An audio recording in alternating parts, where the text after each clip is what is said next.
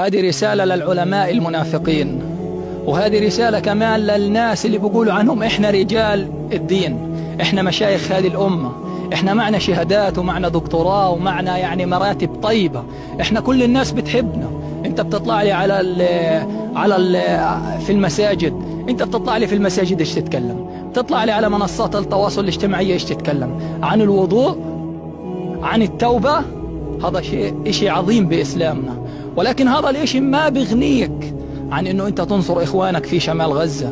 اخوانك في شمال غزة قاعدين هنا بنباد وبيد، دقنا اصناف الموت، ناس منا انحرقت، ناس منا ماتت، في ناس عطشانة، في ناس جوعانة.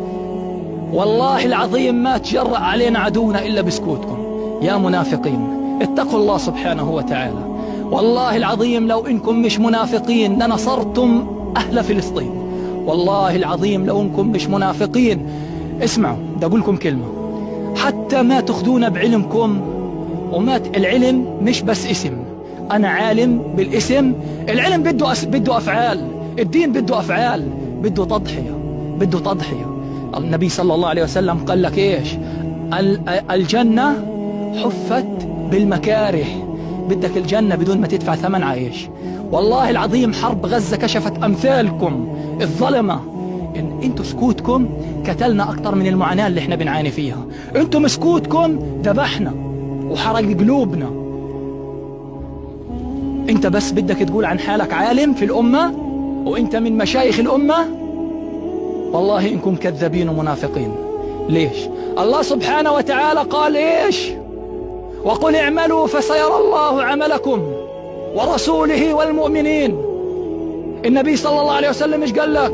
ما وقر في القلب صدقه العمل. ما وقر في القلب صدقه العمل. يعني انت لما بدك تقول لا اله الا الله بدك تعمل فيها. يعني انت لما بدك تقول انا عالم بدك تعمل في علمك، لانه انت حملت امانة بس خنت الامانة. بتعرف ليش انت منافق؟ النبي صلى الله عليه وسلم ايش قال؟ قال صفات المنافقين ثلاث، بدي اذكر لك واحدة منهم: من ائتمن وخان. انتم ائتمنتم على دين، على أمة محمد بدينكم. ليش دخلت في مجال العلم؟ ليش كنت عالم من علماء الأمة؟ عشان تخذلونا؟ الله سبحانه وتعالى بنظر إلكم وشايفكم، شايف كيف خذلانكم. لو طلع رئيس دولة أو وزير قال لك اطلع احكي لنا كلمة، كان مدحت الوزير ومدحت الرئيس، وكان جبت آيات قرآنية وكانت تحكي بحرقة وبمحبة. أما أهل فلسطين اللي محتاجينكم سبتوهم وتركتوهم. لا تيجي تقول لي ليش بتقول عنا منافقين. احنا ما بدنا اسلام اسم، لا اله الا الله محمد رسول الله بدون عمل. لا تقرأ لي القرآن الكريم بدون ما تعمل فيه.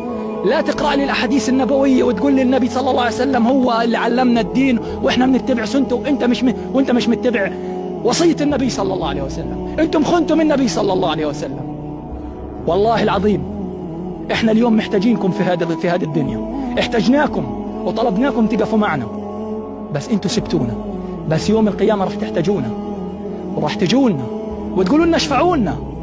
لا لا لا لا، راح نقول لرب العالمين يا رب هدول الناس خذلونا، يا رب هدول اتعلموا العلم وكتموه، اتعلموا العلم وادعوا انهم اهل الاسلام واهل الدين وسبونا.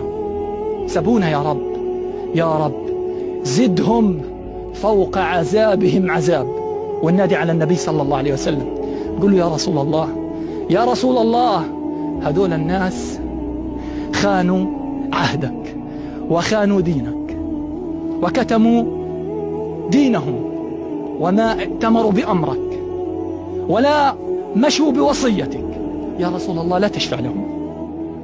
هذا قولنا يوم القيامة حنقوله. والله إيمان الأمة كلها في كفة، وإيمان أهل غزة في كفة واحدة.